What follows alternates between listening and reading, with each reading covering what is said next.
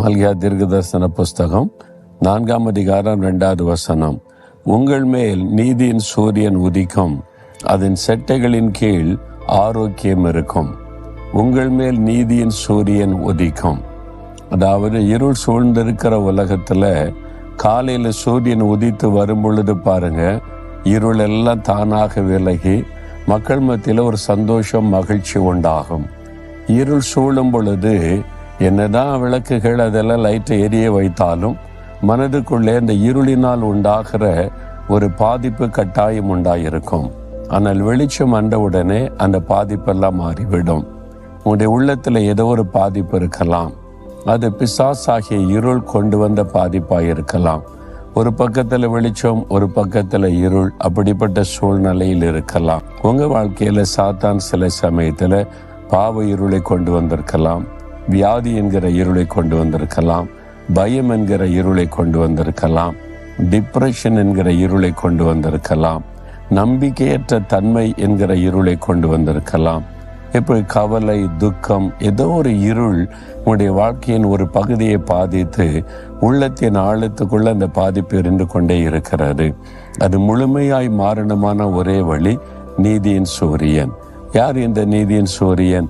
இயேசு கிறிஸ்து தான் நீதியின் சூரியன். அவர் நீதியின் சூரியனாக இந்த உலகத்தில் வந்தார். ஆகவே தான் அவர் சொன்னார், நான் பூமிக்கு ஒளியாய் இருக்கிறேன், உலகத்துக்கு வெளிச்சமாய் இருக்கிறேன் என்பதாக. அவர்தான் உண்மையான வெளிச்சம், உண்மையான ஒளி. அவருடைய வாழ்க்கையில வந்துவிட்டால் இருள் தானாக விலகி போய்விடும். இந்த இருளை மாற்றுவதற்கு அவர் சிலுவிலை தன்னை பலியாய் கொடுத்தார், தன்னுடைய இரத்தத்தை சிந்தினார், சாத்தானை அவர் ஜெயித்தார். அதனால அவருடைய வாழ்க்கையில வந்துட்டா இருள் எல்லாம் நீங்கும்.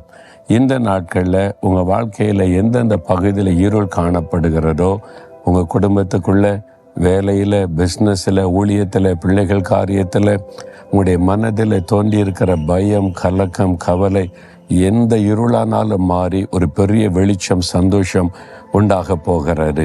இப்போ நீங்க ஜெபிக்கணும். ஆண்டவரே, நீதியின் சூரியன் என் மீது உதிக்கணும், இயேசுவாகிய அந்த வெளிச்சம் எனக்குள்ள, என் குடும்பத்துக்குள்ள உதிக்கணும்னு சொன்னீங்கன்னா அந்த வெளிச்சம் வந்த உடனே அப்படியே சூழ்நிலை மாறுவதை காண்பீங்க.